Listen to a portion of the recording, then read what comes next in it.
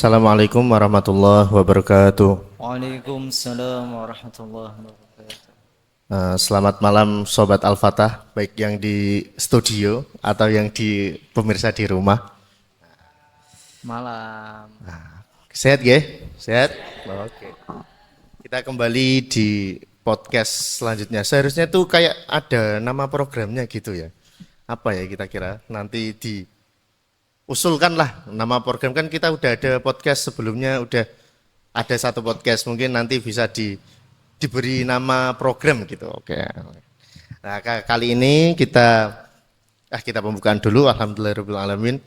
Allahumma sholli wa sallim ala sayyidina Muhammadin miftahi babi rahmatillah.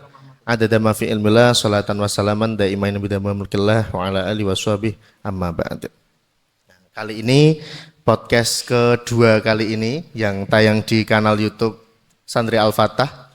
Kita kedatangan tamu yang spesial banget. Nah, aroma debu ainat, debu zambal gitu. Asik.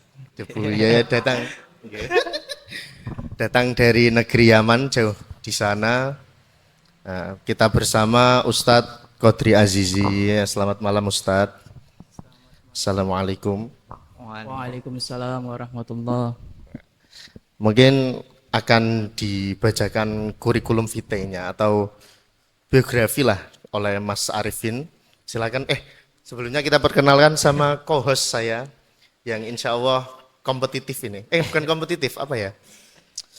Kooperatif. Nah, beliau ini sudah mempersiapkan banyak materi untuk ditanyakan untuk kepada Ustadz Qadri malam ini. Oke. Silakan dibacakan oleh Mas Arifin untuk membacakan biografi beliau Ustadz Qadri Azizi. Narasumber kita pada malam hari ini. Assalamualaikum warahmatullahi wabarakatuh. Waalaikumsalam warahmatullahi. Narasumber kita pada malam hari ini yaitu nama kecil Qadri Azizi sampai besar masih sama, Qadri Azizi. Pendidikan dari TK Mekarsari, SD-nya di SD Tengeng Kulon Pekalongan, SMP-nya di SMP Pondok Modern Selamat Kendal. Itu pelafalannya tengeng bener, tengeng apa Tengeng. tengeng? Oh, gitu ya. Tengeng ya. Jenjang SMA-nya di MANU TBS Kudus. Terus ketika di MANU TBS Kudus mondok di Pondok Pesantren Putra Al-Fatah. Setelah itu, setelah meluluskan dari MANU TBS Kudus, melanjutkan ke Institut Al-Quran Al-Idrus Tarim Yaman pada tahun 2020 sampai 2021. Setelah itu beliau melanjutkan ke Universitas Al-Ahqaf Tarim Hadramaut Yaman. Nah, sedikit kisah tentang Mas Qadri yaitu dulu ketika pas awal-awal mondok seperti kalian, ada yang nggak kerasan lah, pengen pulang, pengen apa. Nah, untuk kelanjutannya bagaimana dia bisa sampai melanjutkan ke jenjang LC-nya. Nah, nanti kita kulik bareng-bareng. FYI for your information saja. Ini konten kali ini tuh bisa untuk asupan bagi teman-teman yang sangat ambis. Nah, asik ya. Untuk yang suka berlari, tidak suka slow living, yang hidupnya hanya ngaji, tidur, ngaji, tidur. Nah, mungkin tema kali ini bisa untuk menjadi asupan atau pecutan kalian untuk menambah semangat gitu ya. Siap. Nah, for your information saja, dulu itu Ustadz Qadri ini tuh orang yang sedikit unik. Nah, uniknya kenapa? Dulu ketika pas beliau ini kelas 1 MA di TPS Kudus, kan mungkin culture shock. Culture shock itu budaya yang kaget gitu loh. Beliau ini masuk di TPS kan, jenengan tahu semua bahwa di TPS itu banyak pelajaran kosong kan. Lah beliau ini tuh boten nyaman, boten kerasan mondok, boten kerasan sekolah, goro-goro nih. Napa? Kagian jam kosong. Kagian jam kosong. Terus beliau juga apa ya, dulu bercita-cita sebagai ingin sebagai jadi dokter ya Ustadz ya. Tapi malah bermanuver sejauh mungkin menjadi da'iyan ilallah gitu. Masya Allah. Silakan diceritakan Mas Qadri siapa, mungkin Mas Qadri ini, Ustadz Qadri ini siapa, mungkin apalah yang bisa diceritakan dari kehidupannya Ustadz Qadri? Silahkan. Atau pakai ini dulu.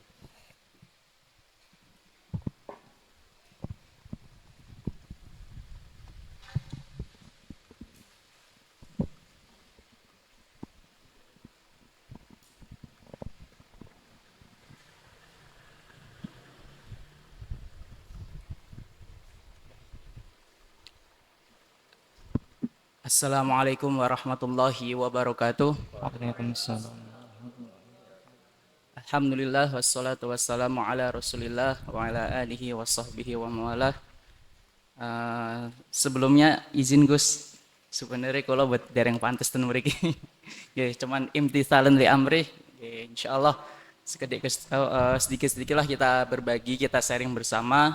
Ya, mungkin dari sharing ini nanti kita bisa ambil sedikit manfaat untuk motivasi kita bersama. Jadi yang pertama seperti yang sudah disebutkan oleh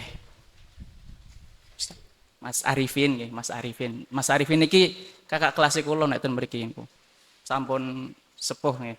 Sepuh lah, sepuh ngeten mriki. Niku sesuai sampun dijelaske wau nama saya Qadri Azizi.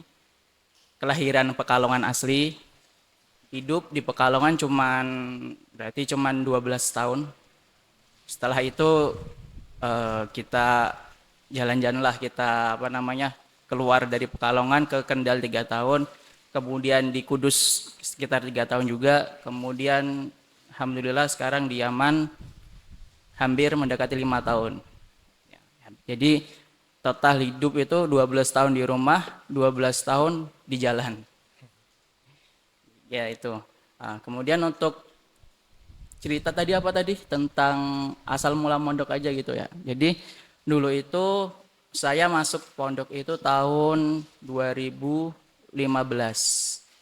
Itu dulu itu yang satu angkatan itu ada Mas Ulil, ada Mas Sabik, ada Mas Zunas, kemudian ada Mas Ibul, siapa nama? Mas Ibul, Mas Najibul, Mas Kuto, Mas Reza. Ya ini mungkin sebagian Mas Vicky juga nggih, Mas Vicky. Mungkin sebagian dari teman-teman semua tahu mereka lah. Alhamdulillah saat itu kita masuk pertama 2015. Itu pertama kali masuk itu ya bisa dibilang saya tuh nggak kerasan. Saya nggak kerasan pas pertama kali masuk besoknya itu kan langsung mos ya, namanya mos. Sehari 2 hari kita ikutin. Pas hari ketiga kalau nggak salah itu keluar rasa nggak kerasannya di situ. Akhirnya kita telepon orang tua. Orang tua udah kesini. Kita udah kemas-kemas koper yang besar itu. Udah masukin barang semua, barang yang di lemari udah kita masukin ke koper, kemudian kita pulang. Nah, sebelum pulang itu saya ingat sempat sowan ke Abuya Umi. Dan mereka di situ kita sowan, kita utarakan rasa nggak kerasan saya, kemudian dari Abuya Umi juga ngasih masukan. Akhirnya diizinkan pulang terlebih dahulu. Nah, sekitar setelah seminggu di rumah, sekitar atau 5 hari itu kayaknya ingin balik lagi ke pondok gitu loh. Jadi masuk lagi ke pondok gitu. Jadi setelah seminggu di rumah, kita masuk lagi ke sini pondok. Nah, selama di rumah itu memang saya itu sudah sempat menghubungi kepala sekolah SMA 1 Pekalongan di situ. Malam-malam itu kita sudah menghubungi, Pak ini gimana Pak, bisa masuk nggak anak satu ini gitu kan. Nah, kita udah menghubungi, udah datang rumahnya, katanya udah oke. Tapi nggak tahu kenapa kok saya bisa ke sini gitu loh, balik lagi kenapa. Mungkin saya ini termasuk orang yang tersesat, tapi alhamdulillah dapat hidayah. Mungkin bisa dikatakan kasarnya seperti itu. Itu awal mula mondok. Nah, ketika saya mondok di sini pertama, kan tahu sendiri kan TBS itu kan salafnya kelihatan banget ya. Ada pegonnya, kemudian kalau nulis terjemah pakai bahasa Arab pegon gitu kan. Itu ketika saya masuk pertama itu, saya nggak bisa menulis apa-apa. Jujur, saya dulu itu nggak bisa menulis pegon. Mubtada khobar pun nggak tahu ketika masuk sini. Tapi karena semua itu ada kemauan, kemudian ada juga ada bantuan dari dalam juga, dari Gus Anik juga. Alhamdulillah sedikit demi sedikit itu kita mulai paham lah apa itu mubtada, apa itu khobar. Itu saya ngerasain banget di situ. Kayak saya itu masuk MA itu kayak ini pelajaran apa gitu ya. Ini nulis apa gitu ya. Kita nggak tahu pas itu. Kita tuh dulu tuh masih nulis pakai Indonesia. Dulu kan ada kitab apa pertama tuh Mantik ya. Mantik kan Mustawa kelas 10. Kelas 10 itu dulu itu kita maknain itu pakai Indonesia. Utawi itu kita tulis Utawi pakai bahasa Indonesia kecil. Ya itu. Kan ada mukodimah itu kan kita sempat baca dulu kan. Mukodimah. Akhirnya kita tulis dulu Utawi iki itu kan. Setelah itu seiring berjalannya waktu, alhamdulillah sekitar sebulan atau 2 bulan itu kita sudah mulai mengikuti lah, sudah bisa mengikuti apa yang disampaikan di TBS dan apa yang disampaikan di Pondok Pesantren Al-Fatah. Itu sekilas tentang awal mula saya mondok di sini. Kisah awal mula saya mondok di sini gitu. Oke. Cukup seru sekali ya karena apa ya? Tapi semuanya mesti pernah melakukan ya, pernah merasakan. Tapi emang dulu kan di SMP ya, SMP-nya itu tidak diajari untuk pegon itu enggak ada. Ini kaitannya dengan cita-cita yang jadi dokter ya. Jadi dulu itu kita termasuk salah satu siswa SMP yang terpilih mengikuti Olimpiade Biologi. Oke, tepuk tangan dong semuanya. Kalau ibarat HP itu bisa layar split gitu loh, bisa di layarnya dibagi dua, bisa antara salaf, bisa untuk ilmu agama atau bisa sains. Sih hebat ini bisa. Nah, dari situlah timbul keinginan saya untuk menjadi dokter. Jadi dulu itu kita itu memang digembleng di bagian biologi karena persiapan untuk Olimpiade provinsi sama kabupaten. Nah, disitulah timbul rasa cita-cita saya untuk menjadi dokter. Bahkan dulu itu kita sempat belajar buku Campbell yang tebelnya bisa buat tidur itu. Campbell tahu kan? Nah, itu dulu itu kita baca, kita relain waktu sehari itu buat baca itu, buat memperdalam ilmu biologi tersebut. Nah, dari situlah kita timbul cita-cita kita untuk menjadi dokter. Nah, di samping itu juga kan kita itu kemarin kelas 3 itu ya, Olimpiade itu kelas 3 SMP, kita ikut, alhamdulillah itu dapat juara harapan 2 kalau enggak 3 itu, seprovinsi yang diadakan di UNES itu dulu lupa. Jadi memang dulu itu SMP itu kita basicnya bukan basic agama, bisa dikatakan gitu, kita basicnya basic ilmu sains gitu. Ya. Maka dari itu ketika kita masuk di sini itu kita milih jurusan IPA. Ternyata pas kita masuk di sini itu bukan IPA yang kita bayangkan gitu. Iya benar. Bukan IPA yang kita bayangkan. Karena apa? Karena TBS sendiri kan belajarnya itu pakai LKS itu ya. Iya. Pakai LKS yang paling yang 60 halaman atau 50 halaman gitu kan. Iya. Nah, disitulah timbul rasa kok gini gitu kan, kok gak sesuai dengan apa yang saya cita-citakan gitu kan. Tapi alhamdulillah seiring berjalannya waktu ada juga masukan dari Abu ya Umi, kemudian dari kakak ipar saya, jalanin aja dulu apa yang ada di pondok, jalanin semua, yang penting bisa ngikutin dulu gitu. Nah, itulah kenapa saya dulu itu ingin jadi dokter. Jadi di situ. Gitu ya. Emang dasarnya udah semangat juang tinggi ya. Emang gimana ya? Hatinya itu bisa diajak berlari.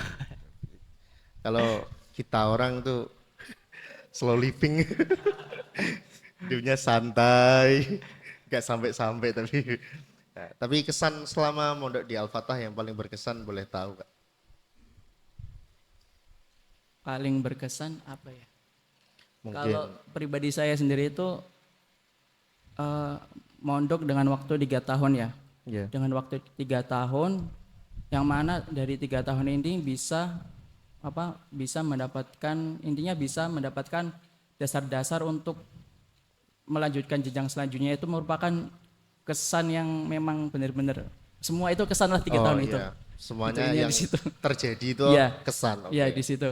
Karena memang kalau misal kita bayangkan itu 3 tahun itu bukan waktu yang 3 tahun itu waktu yang singkat buat mondok gitu. Jadi ya alhamdulillah dengan mondok yang walaupun 3 tahun kita belajar nahwu, sorof dan lain-lain selama itu, alhamdulillah dengan belajar selama 3 tahun itu bisa menjadi dasar saya sendiri untuk memahami di jenjang-jenjang selanjutnya gitu. Oh iya. Jadi seakan-akan itu bukan 1-2 momen saja yang menjadi kesan di Al-Fatah, tapi 3 tahun itu merupakan kesan Momen yang semua. saya Oke, ingat-ingat itu. bagus sekali ya. Terus cerita sampai bermanuvernya itu gimana ya? Kan dulu kan udah jadi dokter, terus kemudian ternyata di TBS itu, di sekolahan itu, di madrasah tidak sesuai apa yang diekspektasikan. Kok tiba-tiba sampai bermanuver ke agama yang bahkan kita tidak pernah berekspektasi sebelumnya. Gimana? Yang pertama pastinya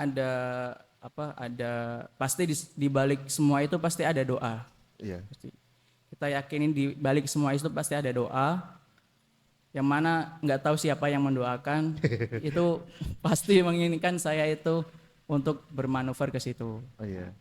Yang kedua, ya karena faktor lingkungan. Mau nggak mau, selama 3 tahun kita kan sudah di lingkungan salaf, di lingkungan santri-santri, ya pastinya pemikiran itu sudah berubah gitu loh. Iya.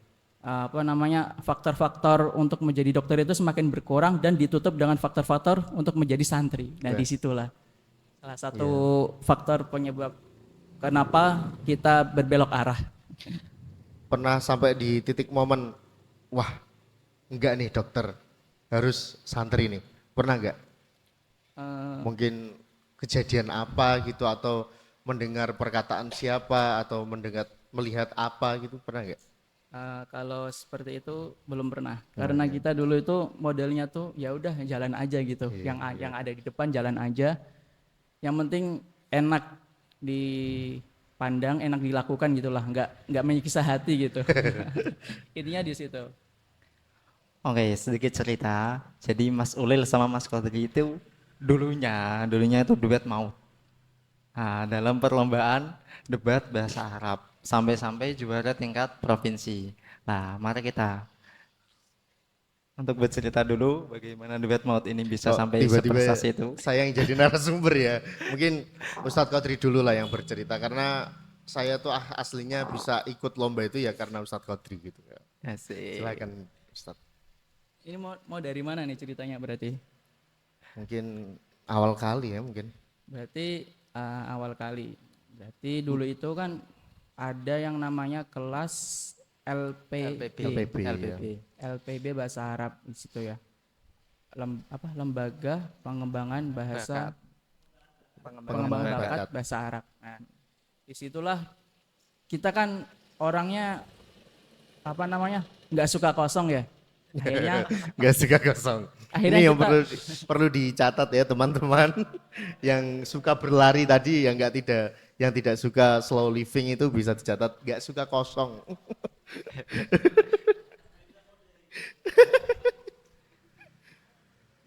karena memang dulu kan masih semangatnya ya. Kosong itu masih kalau ada waktu kosong itu males. Akhirnya kita coba tuh LPB bahasa Arab, yang mana saat itu pembimbingnya tuh Syekh Hamim yang dari Muria itu. Nah, kita ikut sebulan, 2 bulan, 3 bulan, selama 1 tahun kalau nggak salah ya. 1 tahun atau berapa tahun?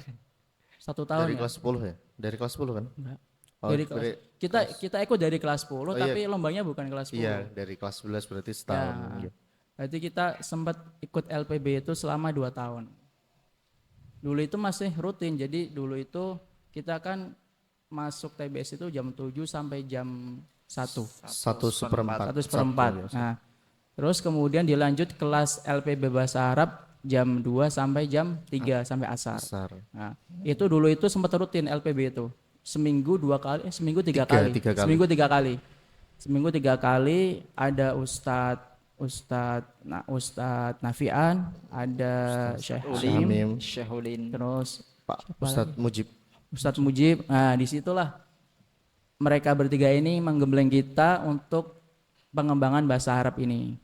Nah, setelah dilihat kan satu kelas itu nggak banyak ya, satu kelas itu paling ada 7 atau berapa. Setelah setahun berjalan, Ya. habis itu Syekh Hamim itu manggil kita berdua ya atau bertiga sih, bertiga kalau nggak salah ya. Dia manggil salah satu dari kita, kemudian siapa nih yang recommended bisa ikut debat bahasa Arab gitu kan.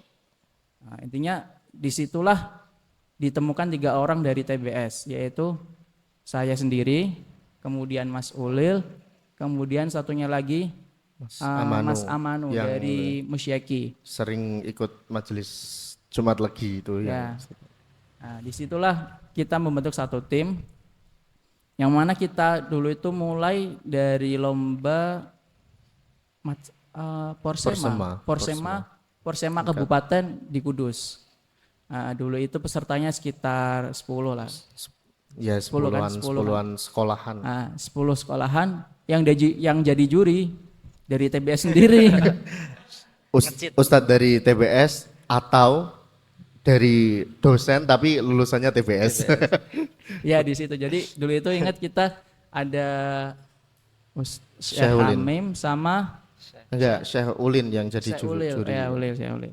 Ini ya ada 2 orang dari TBS gitu. Nah, disitulah mulai karir kita di debat bahasa Arab. Dan alhamdulillah pas itu kita juara 1 se-Kabupaten Kudus.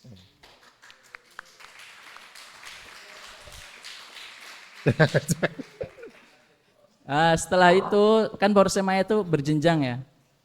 Porsema itu berjenjang, akhirnya 2 bulan kemudian atau 3 bulan kemudian itu kita lanjut di tingkat provinsi.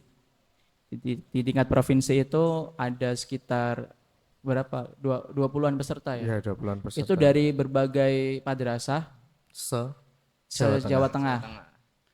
Yang mana pada akhirnya itu kita dapat juara 3 karena kita nggak bisa ngelawan mereka. karena kita dulu tuh masih menggunakan hafalan. Iya. Jujur kita dulu tuh masih menggunakan hafalan, tapi nggih bejone mawon saged sampai ke provinsi kados niku. Apalagi itu pas waktu di provinsi itu temanya itu kalau ibarat kata itu seperti apotek tutup apa? Nggak ada obat. Soalnya apa? Tema yang disajikan itu apa? BPJS. Coba BPJS di bahasa Arab kan apa? Kan nggak tahu. Misal kalau diglobalkan ke asuransi atau apa gitu kan bisa. Kalau enggak temanya pornografi. Pornografi kalau misal dapat kontra kan gampang, ada banyak dalilnya. Coba kalau itu pro gimana? Itu kita dulu dapat dalilnya itu semalam sebelum lomba ya? Iya kan? Iya, dulu itu semalam sebelum lomba itu kita sempat nelpon Syekh Hamim. Syamim ya. Syekh ini gimana Syekh, ada tema baru gini. Ini apa yang mau kita sampaikan nanti gitu. Bukan kan? tema baru tapi tema yang belum terjamah Ya, itu tema yang penguatnya. yang belum ada dalil yang belum terkuatkan, akhirnya kita tanya ke Syekh Hamim, nah disitulah kita dapat ide. Kasih tahu nggak Lil idenya Lil? Ini mungkin aja, nggak usah lah. Gak usah ya, gak usah. Cuma jangan diamalkan ya. Itu saking mepetnya, itu apa ya, sisi negatif dari debat itu seperti itu. Kayak memaksa apa yang tidak bisa dipaksa gitu. Dulu itu malah salah satu penguat dalil pro yang pornografi itu apa? Tapi ini sangat sangat tidak disarankan untuk dicoba lah. Itu pakai itu. Senyummu pada saudaramu adalah sedekah. Karena apa ya, kan kita nonton pornografi kan tujuannya kan senang-senang. Lah, jadi pakai dalil itu. Tapi delalahe kok boten angsal. Kasusnya boten diagem karena itu terlalu apa ya? timpang, nggak bisa dipakai. Soalnya pasti yang pro itu tidak bisa dapat.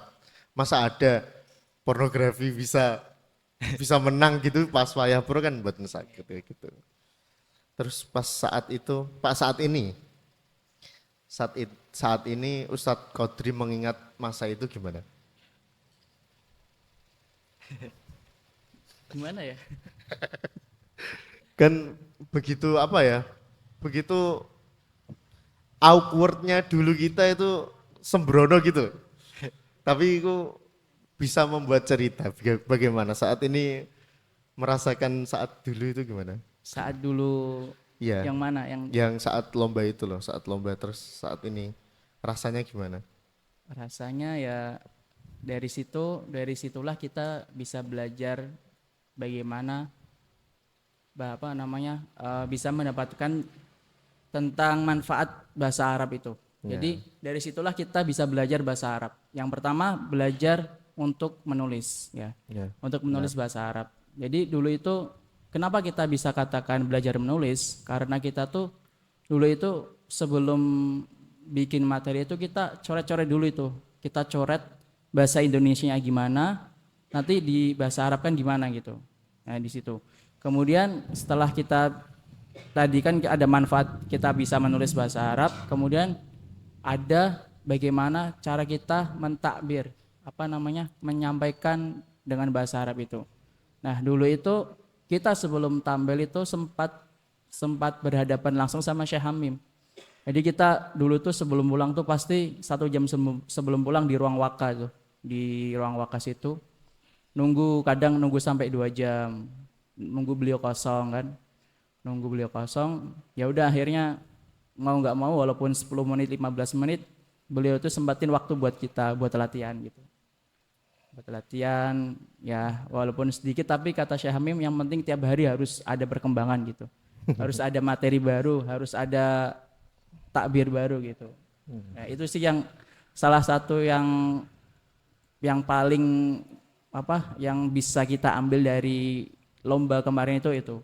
Kita bisa berlatih menulis bahasa Arab, kemudian kita bisa berlatih bagaimana menyampaikan bahasa Arab ini. Menyampaikan bahasa Arab di depan umum gitu. Nah, terus dulu itu, Syekh Hamim itu sangat gemati istilahnya. Napa ngerumati niku gemati. Contohnya niku niku dengan tesek emut niki si kecil. Nggih. Oh, Iya. Dulunya Syekh Hamim itu ngibilangnya si kecil. Pasti dulu kan pasti kan siang kan pasti rata kan belum makan gitu kan. Mesti Syekh Hamim ngeten. Nang. Ngeten biasanya nek ngundang kan ngeten. Andalane. Nang. Tak adani nang. Kale dikene no. Nang. Ki buat jajan. Nanti sekecil juga ya dibelikan gitu.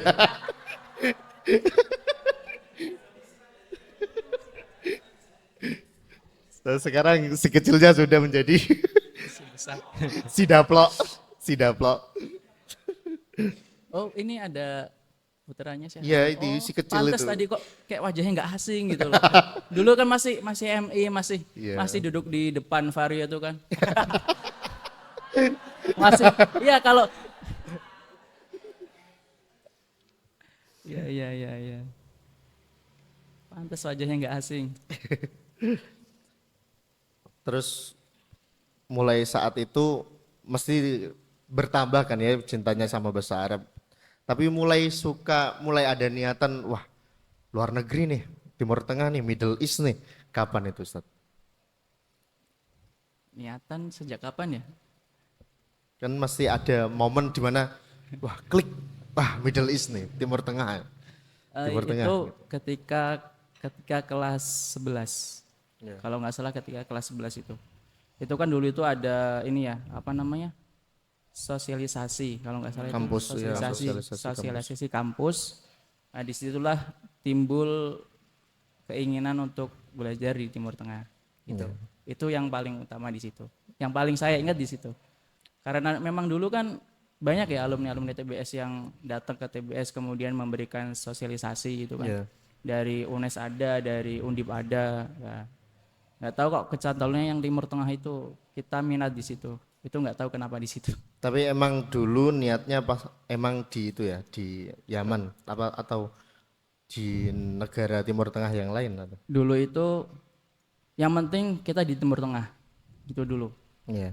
Yang mana dari keinginan saya ingin melanjutkan belajar di Timur Tengah ini, akhirnya kita coba tuh.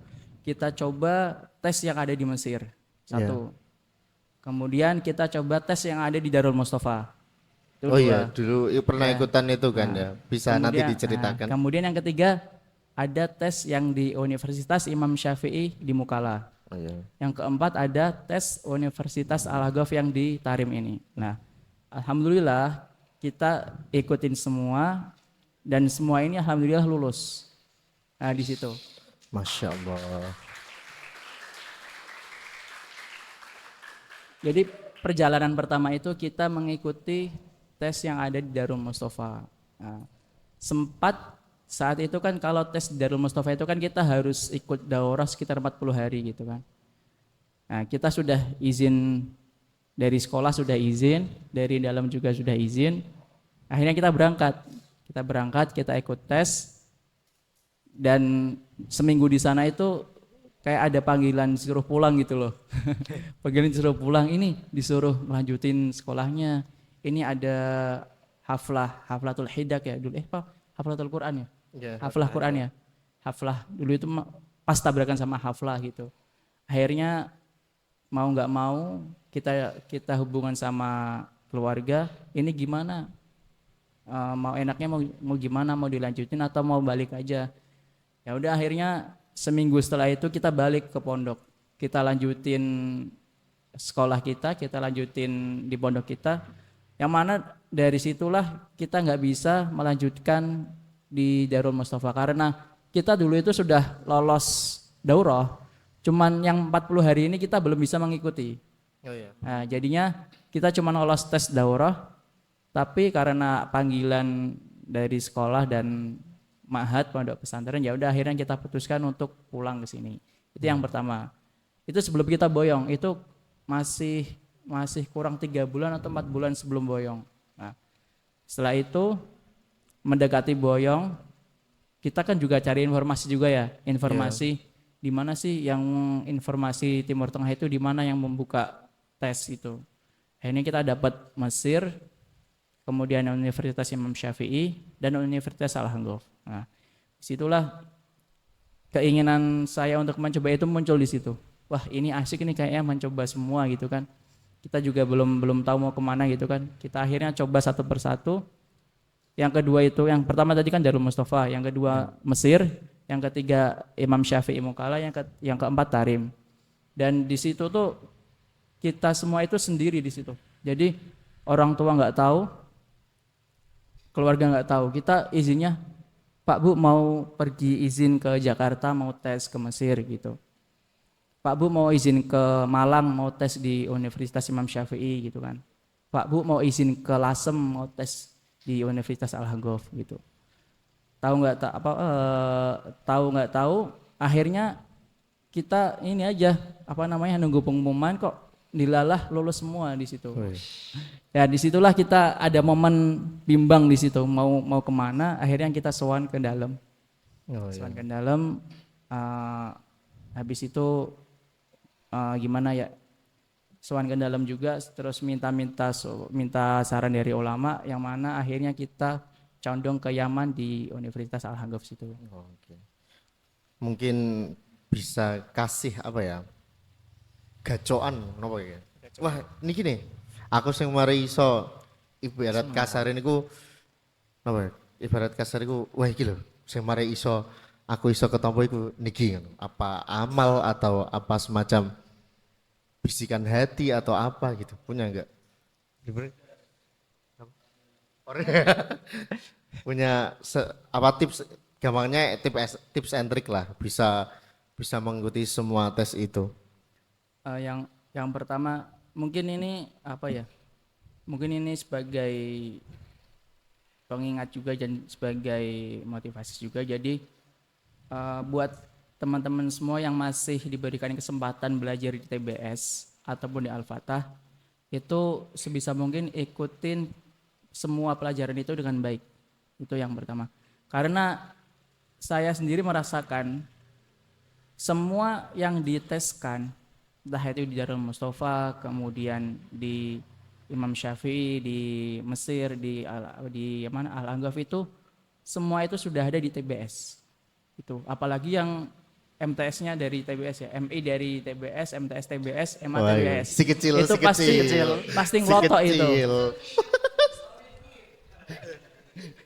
Pasti ngelotok itu. Karena memang ketika tes itu ya tesnya itu aja gitu loh. Yang ada di TBS itu udah ada semua gitu.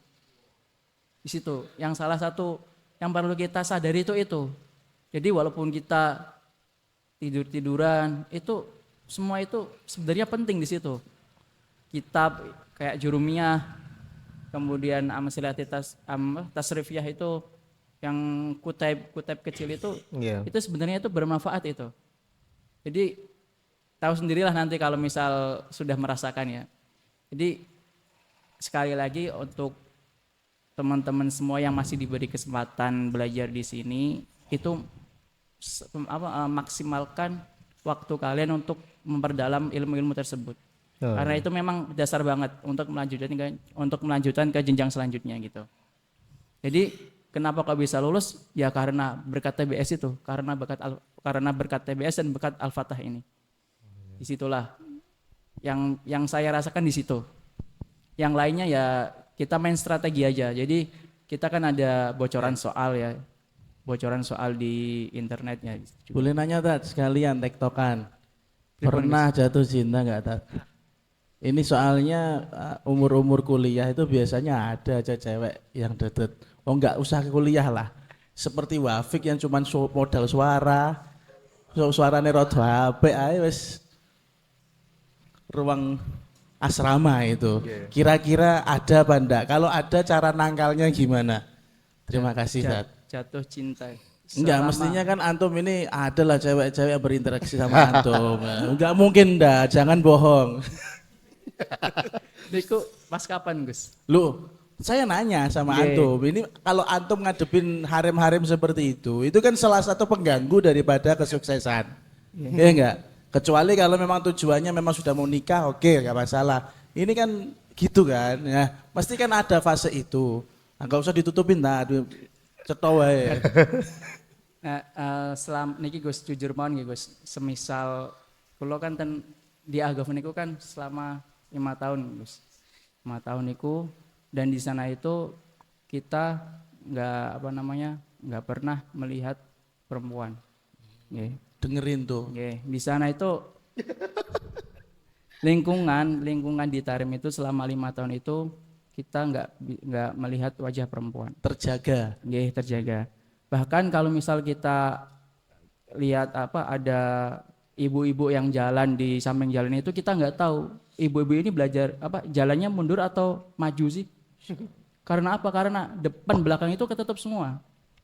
Jadi wajah itu ketutup sama nikob, cadar, belakang juga ketutup semua. Jadi kita nggak tahu ini ibu jalan mundur atau maju sih gitu. Sampai segitunya gitu loh. Sampai segitunya tertutup gitu. Nah, itu kan di lingkungan nyaman. Kalau di lingkungan sosmed. Sosmed kalau dari sosmed Gus, alhamdulillah kita nggak menaruh hati ke salah satu cewek Gus. Nah, ini poin pentingnya Tat. Maksudnya saya tanyakan ini itu juga salah satu penunjang yang paling mendasar agar sukses untuk belajarnya itu tuntas. Karena banyak kan kalau sudah kenal cewek itu nggak usah diakof pun ya juga sama hasilnya makpiak gitu loh. Nah ini teman-teman yang sudah punya asrama putri tolong diblokirin satu-satu. Itu aja pesan saya Tat. Jadi contoh lo sampai melaku niki lanang apa ngapunten kok lanang wedok niki melaku maju apa mundur ora ngerti gitu loh. Saking napa terjaganya mata mereka. Lah ini sekali Anda bermaksiat, setahu saya Ustaz ya nanti ditasih sama antum, sekali kita tuh bermaksiat walaupun maksiat mata, maka gugur juga itu pahala. Ketika gugur pahala, maka nurnya juga akan menjadi hitam. Ketika sudah menjadi hitam, ilmu tidak akan mau masuk keluar dari hati kita. Makanya sing biasanya Ustaz apal surat iki kok lalinan. Itu mungkin salah satunya adalah TikToknya nggak kena, sosmednya nggak kena, itu pasti itu. Hilang surat Al-Fil, hilang surat Alam Nasroh. Nah, ngoten nih. Itu kalau nggak salah seperti itu. Karena kalau boleh bercerita di Ahqaf yang lebih tahu antum dan Ahqaf dan Yaman secara keseluruhan itu hafalan, hafalan, hafalan, hafalan. Dan yang anehnya mereka itu bisa. Mereka itu bisa. Lah kita ini kayak ngapalno Arba'in Nawawi kok yurose pae gitu loh. Razira nih bensasi. Itu karena apa? Karena sisi maksiatnya masih jalan itu loh. Salah satu setan itu punya senjata untuk membuat kita maksiat tersebut adalah wanita. Terima kasih Ustadz atas waktunya. Silahkan dilanjutkan lagi. Dan mungkin izin nambahin Gus.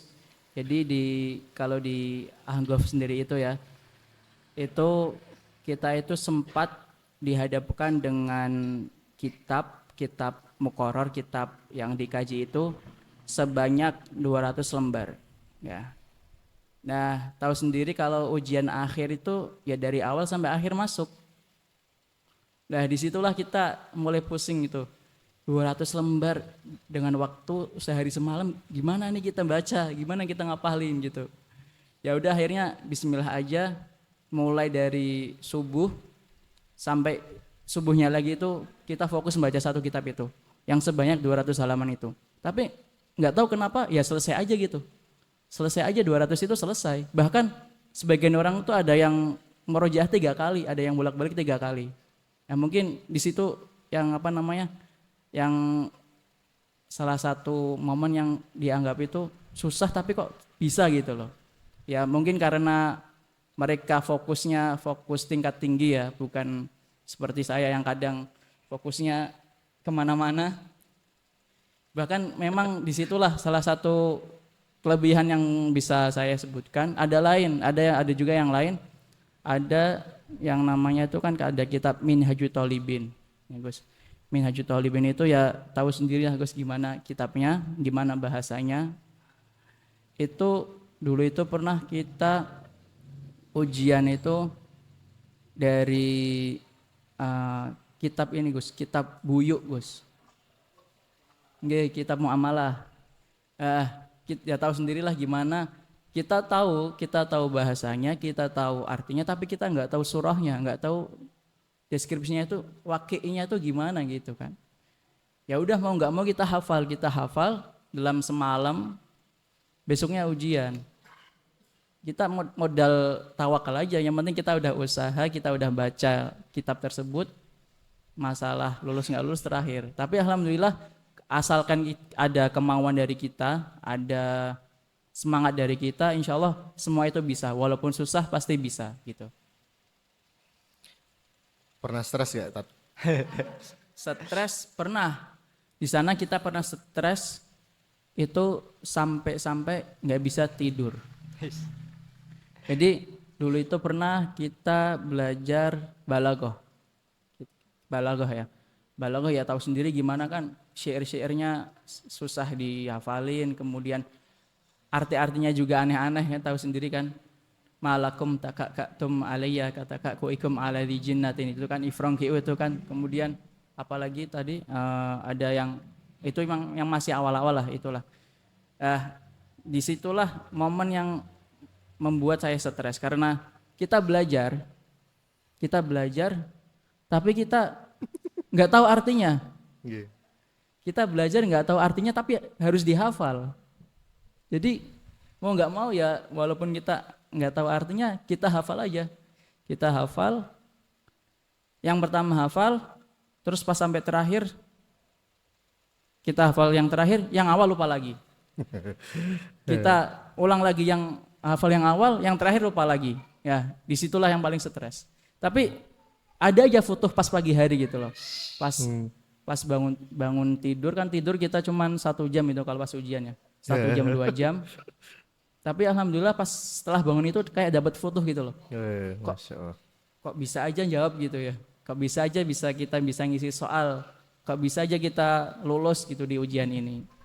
Yang penting, yang poin penting dari saya adalah yang penting kita mau berusaha, masalah hasilnya gimana kita serahkan ke Allah gitu. Masya Allah. Kalau boleh nambahin, mungkin nadroh dari guru itu juga penting, Tat. Ya, Karena banyak sekali di antara kita yang bodoh-bodoh, tapi kalau sudah diridhoi futuh, jadinya ilmu laduni. Makanya dulu sebelum Mas Isbah berangkat, kita sudah pernah bikin quotes al-futuh biqadri ta'allul qulubi bisyuyukh. Futuhnya seorang santri itu tergantung rasa mahabbahnya dia kepada gurunya. Jadi kita dulu yang cinta sama guru, baru kalau guru itu pasti cinta sama murid kan gitu ya. Nah itu mungkin salah satunya. Dan kalau antum cerita seperti itu, Al-Fakir juga mengalami beberapa hal yang seperti itu juga. Gak paham, dihafalno susah, Iya. tapi pas tesnya bisa. Gak usah pas tes, saya ini kan ngajar kan, ngajar tafsir, ngajar tajridus shoreh. Itu kalau mutolaahnya gak mudeng. Sampai ketika sudah hadrah Fatihah, kirim ke mu'alif, keluar tuh semua informasi. Lah ini juga penting Kak, kepada semua santri juga sama. Ini apa namanya? Server kita harus connect sama servernya guru biar akhirnya futuhnya dapat. Ustadz Qadri juga sudah merasakan hal tersebut itu. Kurang lebih seperti itu. Oke. Oke. Masih semangat? Nah, kita ini durasinya berapa sih? Berapa? Ini sampai Ustadz Qadri capek atau sampai berapa nih media? Kita best deal aja, best deal. Deal-dealan makanya ngene, ngeten nek make capek kondo. Ngoten mawon ya. Oke, Tat. Ada yang perlu kami tanyakan. Kalau dari tadi kan Ustadz itu pakai jalur A. A plus udahlah. Udah kalau kita itu udah keteteran kalau jalur-jalur kayak gitu. Semangat udah gak ada. Apa-apanya, godaan juga gak ada. Bagaimana sih, Tat? Cara saran-saran Anda untuk kita yang sebagai pemula, untuk sebagai bisa setidaknya seperempat lah dari antum, Tat. Yang pertama pastinya perbaiki niat ya. Iya. Perbaiki niat, kita niat belajar. Yang kedua, selalu ingat orang tua. Nah, di situ salah satu momen yang bisa menyemangati saya adalah ingat orang tua. Apalagi saya yang hidupnya di jalan ya, yang nggak pernah di rumah, itu kan mestinya orang tua mengeluarkan biaya yang nggak sedikit. Nah, itulah momen yang perlu kita ingat. Oh, ini orang tua sudah mengeluarkan uang, udah susah payah menyekolahkan kita. Itu disitulah momen yang membuat saya itu semangat. Ya, saya sendiri juga kadang keluar malas-malasnya. Tapi ya mau nggak mau harus semangat, harus ingat itu, harus ingat niat, kemudian ingat orang tua, dan yang terakhir adalah minta doa selalu. Itu yang paling penting, minta doa dari guru-guru, dari orang tua juga, dari orang-orang terdekat, entah itu yang sudah meninggal atau yang masih hidup. Itu poin yang perlu kita perhatikan untuk selalu kita dalam keadaan semangat menuntut ilmu. Dan yang paling penting memang itu sih, niat. Yang paling penting niat, paling penting niat itu. Bagaimana kalian? Udah siap dengan niat-niatnya? Beneran? Tat, kalau yang gak jadi deh. Gini. Mau tanya nih. Tadi kan saya sempat melemparkan apa ya? Pernah stres gak? Kan pernah, mesti kan semua orang itu pernah stres. Soalnya itu kita punya kesehatan, dua kesehatan, yaitu kesehatan fisik dan kesehatan mental. Nah, pas saat terpuruk seperti itu, apa sih? Apa ya yang membuat antum ini, antum jenengan niki dapat berdiri lagi, dapat kembali berlari lagi, itu bagaimana caranya? Mungkin ini agak privat juga ya, maksudnya buat ini buat berarti santri-santri aja nggak apa-apa. Jadi dulu itu saya tuh di Ahgaf itu memang sering stres ya, karena tahu sendiri kan, karena tuntutan harus belajar ini. Tapi di samping itu ketika saya stres itu kadang saya sadar, ini kenapa saya kok bisa stres. Akhirnya kita sempatkan setelah sholat subuh itu kita ke mana? Ke makam Zambal, ke ziarah Fakih Muqaddam atau enggak ini Habib Abdullah bin Alwi Al-Haddad. Nah, di situ saya kalau stres sering ke situ.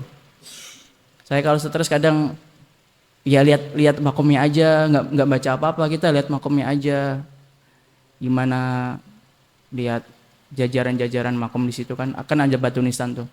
Ya kita diem aja di situ, nggak tahu mau apa, yang mau baca apa nggak tahu, kita diem aja di situ. Nanti kalau udah agak tenang pindah lagi ke makom sebelahnya.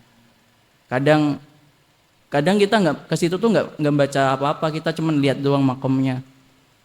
Dan alhamdulillah setelah kita lihat makom tersebut, stres tuh kayak hilang gitu loh, kayak seakan-akan itu, oh ini aja salaf terdahulu aja gimana dakwah mereka yang sampai dicaci maki, kemudian dakwah Rasulullah gimana kan sampai dicaci maki, sampai dilempar-lempar batu gitu kan.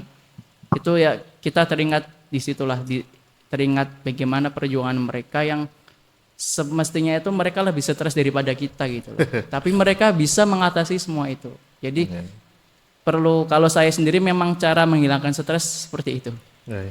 Menarik ya, bisa dicoba. Bisa dicoba. Mungkin kalau di sini bisalah kalau stres ke makam Mbah Sunan. Itu kita juga dulu pernah gitu. Di Al-Fatah juga saya pernah stres yang pada akhirnya ketika bulanan namanya ya. Ketika bulanan itu saya tidur di Mbah Sunan di situ. Kita ziarah malam-malam, kita tidurnya di masjid situ. Jadi setiap orang itu pasti ada cara untuk menghilangkan rasa stres ya. Tergantung kalian stroke yang mana, nyamannya yang mana gitu. Dengarkan nih teman-teman, alihkan rasa stres Anda itu ke hal yang positif. Betul. Nah, kalau kalian healing terus malah biasanya tambah pusing. Oke, healingnya ke ziarah gitu. Siap. Kalau teman-teman biasanya gini Tat, kalau ke ziarah Mbah Sunan tuh oke ziarah. Cuma tujuan utamanya bukan ziarah Tat. Wih, cantik tuh. Wih. Itu kayaknya bukan semua ada. Ah, kayak gitu. Yang ngomong kayaknya, yang ngomong.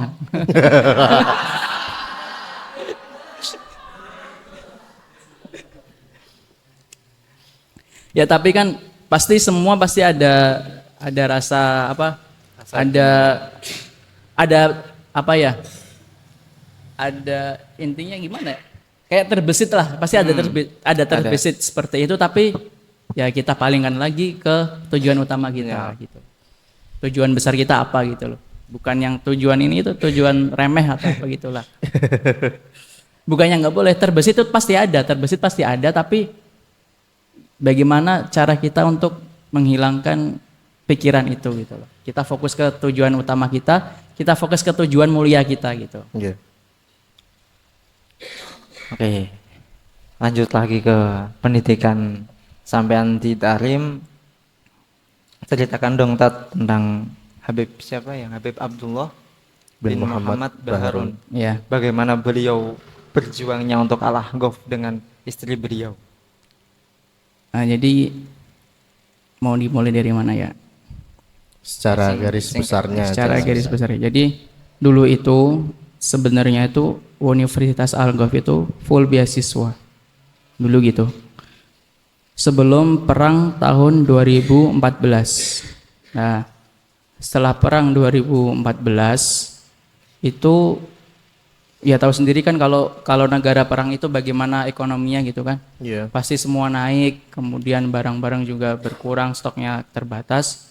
Nah, dari situlah Universitas Al-Ghaf ini mulai bahasanya itu membuat iuran makan gitu. Jadi dulu itu memang semua biaya makan, biaya sekolah itu sudah ditanggung sama beliau, sama Habib Abdullah bin Muhammad Baharun. Jadi beliau ini Habib Abdullah bin Muhammad Baharun ini merupakan rektor Universitas Al-Ghaf dan juga murabbi, bisa dikatakan murabbi. Nah, itu secara globalnya itu dulu. Jadi sebelum perang sama setelah perang itu memang ada keadaan yang berbeda. Nah, di saat di saat perang itu, ini kita ambil yang sisi ini aja ya, sisi bagaimana sih hidupnya beliau sampai segitunya gitu ya. Jadi dulu itu ketika perang itu pembelajaran tetap berlanjut gitu. Pembelajarannya tetap berlanjut. Yang di Tarim khususnya kan tahu sendiri orang-orang ngajar pasti butuh juga namanya bisyarah. Iya. Nah, dulu itu pernah 1 tahun kalau nggak salah. 1 tahun itu mereka nggak dapat bisyarah, mereka nggak dapat gaji. Karena apa ya? Karena keadaan Abuya yang setelah perang itu kan ekonomi juga naik turun gitu kan. Nah disitulah masa-masa beliau yang memang benar-benar pusing bisa dikatakan. Cuman ada salah satu syekh ataupun mufti Tarim namanya Syekh Muhammad dan Syekh Muhammad Al-Khatib sama Syekh Muhammad Ba'udon. Itu beliau itu wafaknya tuh sangat tinggi sama Abuya. Wafa apa ya namanya? Kesetiaan. Kesetiaan sama Abuya itu sangat tinggi. Jadi mereka berdua ini yang menasehati dosen-dosen muda-muda bahwasanya Abuya ini sebenarnya wali. Cuman antum jangan terkecoh sama ini aja. Jangan terkecoh karena beliau nggak ngasih bisyarah, kamu ingin keluar dari sini.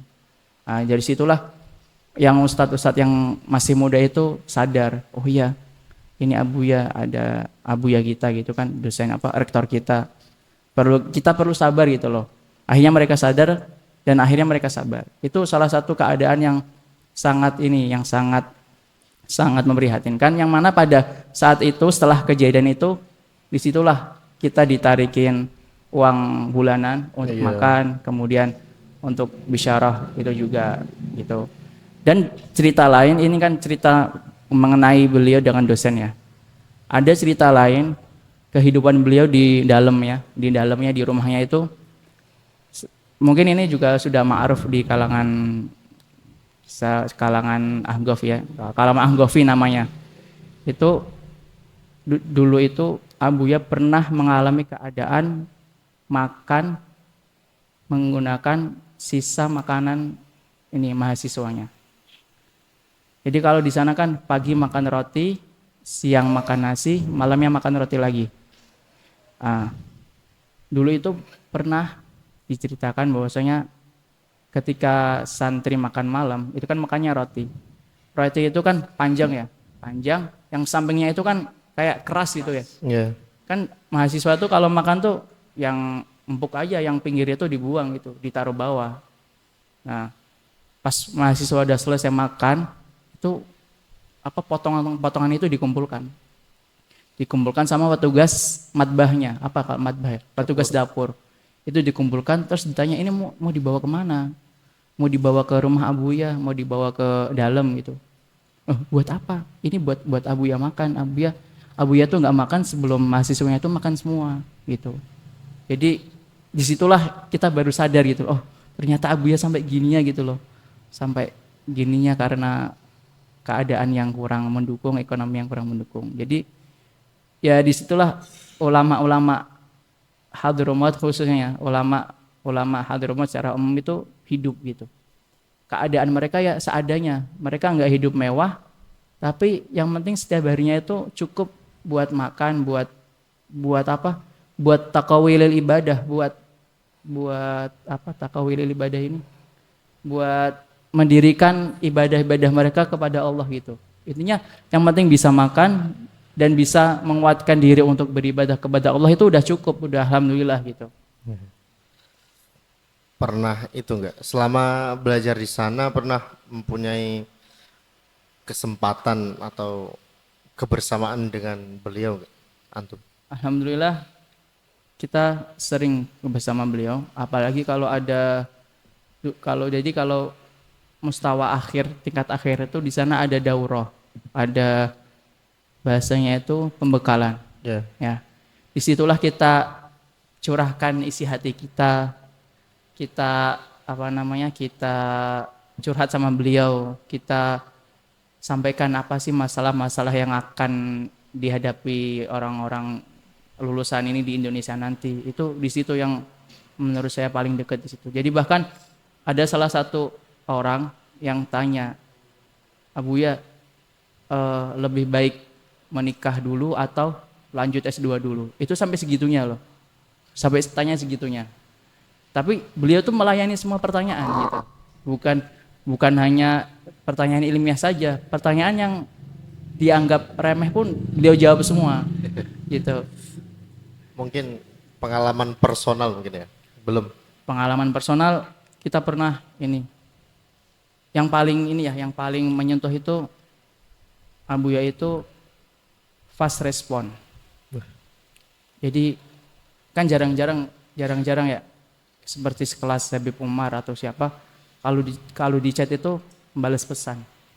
Tapi beliau enggak, beliau ini kalaupun di chat santri-santrinya yang berjumlah seribuan itu pasti dijawab. Walaupun kita assalamualaikum itu pasti dijawab. Apalagi kalau udah pernah ngechat 2 kali itu bakalan keluar foto profil beliau. Jadi disitulah tanda bahwasanya nomor kita itu disimpan sama beliau. Bahkan beliau juga sempat katanya malam-malam itu bahasanya itu apa ya, buka HP itu karena buat menjawab pesan-pesan dari murid-muridnya di situ. Itu salah satunya. Kemudian ada juga dulu tuh sebelum pulang kan kita juga sowan dulu. Cuman bukan di ini sih, bukan di rumah khusus karena beliau juga uzur. Akhirnya kita sowan di mobil sebelum beliau pulang ke dalamnya. Kita minta doa, kita doakan gitu kan. Dan alhamdulillah Abuya ini orangnya terbuka. Jadi walaupun kita punya tujuan yang apapun itu tujuan, beliau ini selalu mendukung gitu.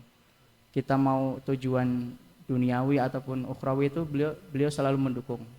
Cuman yang paling dipesankan sama beliau adalah ingat jalan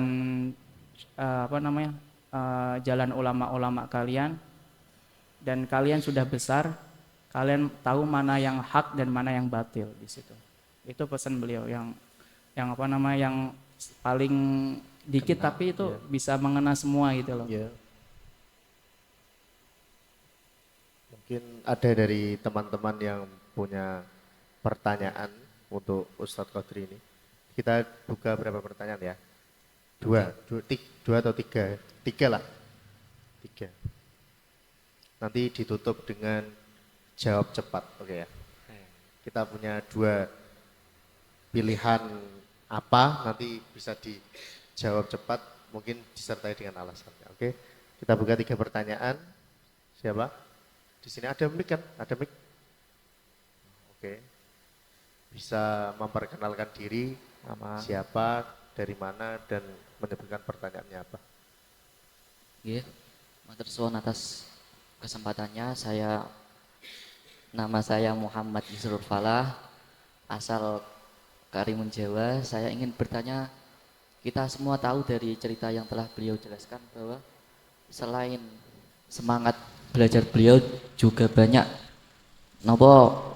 berkat murabi-murabi beliau. Dan niki tips bagi kita niku nopo carane ben khidmah datang murabi-murabi niku. Cara kita nopo membalas pripun nggih? Rasa menunjukkan khidmah kita. Memberi feedback gitu loh. Nggih, feedback kita terhadap para masyaikh seperti yang dijelaskan Gus Anik tadi kan, seperti cerita tadi Mas Qadri bisa hafal muqarrar dalam semalam niku kan berkat nadroh guru. Dan niku nopo carane ngoten kalih masyaikh memperkuat ta'aluk kita kepada guru-guru kita ngoten. Dan mungkin yang kedua nggih, kula sing penasaran niku asale dari sains ke bahasa Arab niku pripun? Silakan. Mungkin untuk mempererat ta'aluk ini sepertinya setiap orang juga punya cara-cara tersendiri ya. Cuman yang saya lakukan selama ini adalah yang pertama jangan membuat gimana ya, bahasanya itu intinya ampun damel murko guru-guru kita. Itu yang paling penting pertama. Nggih, pripun carane ampun damel murko yang pertama. Nah, yang kekalih yang nomor dua Itu kita perlu apa ya? Kalau saya sendiri itu kadang merenung guru-guru kita. Jadi ya Allah, ini dulu yang ngajarin saya alif bata, yang ngajarin saya mubtada. Saya merenung aja gitu. Mengingatlah bahasanya itu apa namanya? Mengingat jasanya gitu, mengingat jasanya. Kemudian yang ketiga adalah tentunya kita jangan lupa kirim Fatihah di situ. Kirim Fatihah. Kalau misal sempat baca sempat nyapa ya sapa gitu. Sekarang kan udah zamannya teknologi ya. Yeah. Ya, mungkin nomor-nomor para guru itu perlu kita simpan. Tiap ada apa-apa kita kabarin. Kita minta restunya, kita minta doanya. Walaupun sebenarnya kita pergi dari sini, misal dari pulang pondok ke rumah, ya kita kabarin gitu. Kalau dulu itu karena kita hidup belum ada ini ya. Dulu itu kita ingat aktif di HP itu ketika lulus dari Kudus sih. Jadi memang kalau saya tuh dulu tuh memang masih belum bisa melakukan itu, masih belum bisa melakukan berkabar saya mau berangkat, saya mau pulang, itu belum bisa. Cuman seiring berjalannya waktu, seiring berkembangnya teknologi, salah satu cara untuk menghubungkan ta'aluk kita dengan guru-guru yaitu. Jadi kita kalau mau ada apa-apa, kita chat. Mau ada apa-apa kita kasih kabar gitulah, kasih kabar, kita minta doa gitu. Walaupun sederhana tapi itu yang menurut saya sangat berpengaruh gitu. Itu sih. Itu kan ya jawabannya pertanyaan gitu kan. Ya. Mungkin kalau untuk santri Al-Fatah sendiri khususnya melihat keadaan yang seperti ini, maksudnya yang nggak boleh bawa HP kan. Yeah. Boleh bawa HP, maka yang pertama inggih ampun damel murko dalem. Niku sing paling penting ampun damel murko dalem. Niku mawon sih sing paling penting nek menurut kula nggih. Nggih sak pinter-pintere sampeyan, sak pinter-pintere antum, sak pucuk-pucukne antum nggih. Sebisa mungkin ampun sampai damel murko dalem aja niku mawon. Yeah. Untuk pertanyaan keduanya, Yang Ya, mana? Yang aslinya tadi sih sudah dijawab ya kan. Tadi tuh loh yang kok tiba-tiba dari sains manuvernya terlalu Iya. belok ke agama itu gimana? Ya tadi kan sudah bisa disampaikan. Yang pertama pasti ada doa di situ, ada doa orang-orang. Ya disitulah orang-orang yang berjasa, pasti ada doa di balik itu semua. Terus yang kedua apa tadi, Le? Karena ada masukan-masukan dari guru-guru juga, dari kakak ipar juga. Ya. Nah, yang ketiga adalah karena suasana santri gimana sih, tahu sendiri kan. Apalagi kalau udah bertemu Syekh Hamim dulu ikut LPB itu sudah bahasa Arab di situ. Jadi mungkin itu yang bisa merubah dari sains ke bahasa Arab itu. Pertanyaan terakhir karena sudah diborong 2. Oke, nggak ada. Sok gaun aja. ayo. Gak apa-apa. Nek gaun lagi ditutup dengan jawab cepat. Gak ada. Udah. Beneran, Mas. Bakaji alumni. Harus bertanya itu. Biasanya kan apa ya? Paling kritis. Kritis. Yang kemarin bikin story. Wah. Enggak. Nanti di lain sesi saja. Enggak ada ya? Enggak ada. Oke, kita pindah ke sesi jawab cepat. Ngoten nggih. Kita punya dua pernyataan. Nanti Ustadz Qadri milih salah satu, kemudian diberi alasannya kenapa. Oke. Pertama, ini mungkin sering terjadi di kalangan kita ya.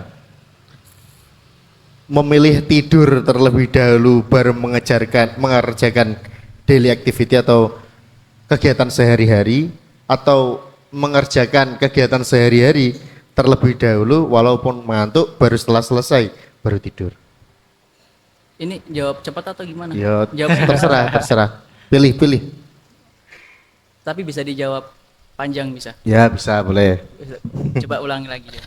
Memilih tidur terlebih dahulu baru mengerjakan kegiatan sehari-hari, atau mengerjakan kegiatan sehari-hari terlebih dahulu walaupun mengantuk baru setelah selesai baru tidur. Kalau saya kerjakan apa yang bisa kita kerjakan dulu, nanti kalau ngantuk ya tidur, kalau misal bangun kita lanjutin lagi gitu. Kan sering terjadi di antara kita kan. Terus. Apa alasannya itu apa ya? Rehat. Tapi kalau apa yang saya sampaikan untuk santri ini nggak bisa berlaku. Kok bisa? Karena memang santri harus digojlok walaupun Oh, ngantuk, iya. pasti harus dikerjakan gitu loh. Oke, siap, masuk benar. Enggak, maksudnya mungkin karena gimana ya, karena timing waktunya juga ya. Kita kan juga lihat timing waktunya, lihat keadaan gimana, kalau misal bisa dikerjakan seketika itu juga ya ngapain ditunda gitu loh. Gitu aja. Oke. Yang kedua, seperti tadi yang ditanyakan temannya Ustadz Qadri ke Habib Abdullah bin Muhammad Barun, S2 dulu atau menikah dulu? Asik. Kita kan apa ya, kan quarter life crisis gitu. Umur di 20 ke atas sih kan dijotosi sama keadaan. Wah, gimana itu? S2 dulu atau menikah dulu? Bingung, Kalau guys. jawabannya itu ini, pilih yang cocok sesuai dengan keadaan kamu gitu. Jadi Enggak. ini jawaban tuh bukan jawaban untuk orang-orang yang belum pubertas.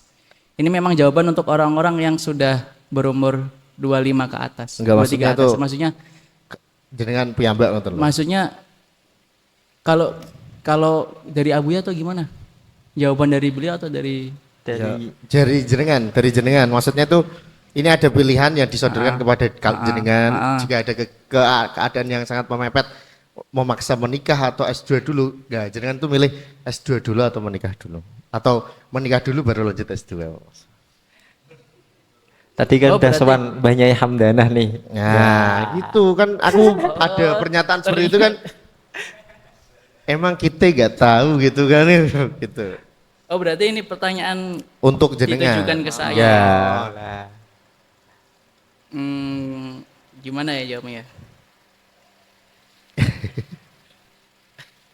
Kalau saya sendiri, kalau misal ada yang datang ataupun ada yang cocok sesuai kriteria, kenapa enggak gitu loh? Monggo. Grade A ini. Prioritasnya menikah dulu kali ya. Ya prioritas ya gitulah, prioritas itu dulu, nanti bisa dilanjut bareng-bareng mungkin kan. Oke. Udah Ustaz. Ini yang terakhir. Ini mungkin sedikit berat. Jika ada kesempatan mengabdi di Al-Fatah, lebih memilih mengabdi di Al-Fatah atau kembali ke Yaman? Kalau ini kita belum bisa menjawab karena saya sendiri di sini belum bisa menetap. Di Indonesia ini kita belum bisa menetap karena nanti saya masih mau balik lagi ke sana gitu. Oh gitu ya. Berarti Jadi mungkin pertanyaan ini bisa saya jawab setelah saya menetap di Indonesia gitu. Oh gitu, oke. Ya, siap. Ya tahu sendiri lah apa keadaan nanti gimana gitu kan.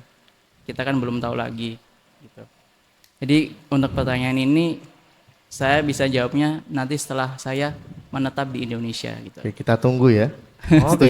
Setuju teman-teman untuk menunggu? Oh setuju. Oke. Tahun depan. Kalau mau nunggu tahun depan berarti ya. Pertanyaan terakhir, Tat. Ustadz Qadri ini pernah nakal nggak?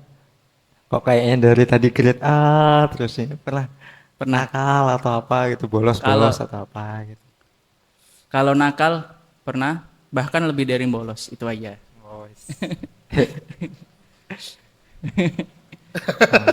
Guyune ceringe. Dia maksud saya jangan dilanjutkan lagi Ya, pertanyaannya ya, apa ya. nakalnya itu gitu loh. Udah hup ngoten. Hup. Oh, ngoten nggih. Udah puas semuanya, udah sepertinya audiens sudah layu. Tapi insya Allah habis ini semangat nggih. Nggih, falah semangat nggih. Nah, ini scholarship hunters atau pengejar beasiswa habis ini semangat. Oke, siap? Siap, oke. Terima kasih atas waktunya Ustadz Qadri Azizi telah mau membersamai kita malam hari ini dan teman-teman yang ada di rumah. Terima kasih kepada Ustadz Qadri dan Ustadz Mas Arifin yang sudah menemani podcast malam kita hari ini. Kita bertemu lagi di podcast selanjutnya. Assalamualaikum warahmatullahi wabarakatuh.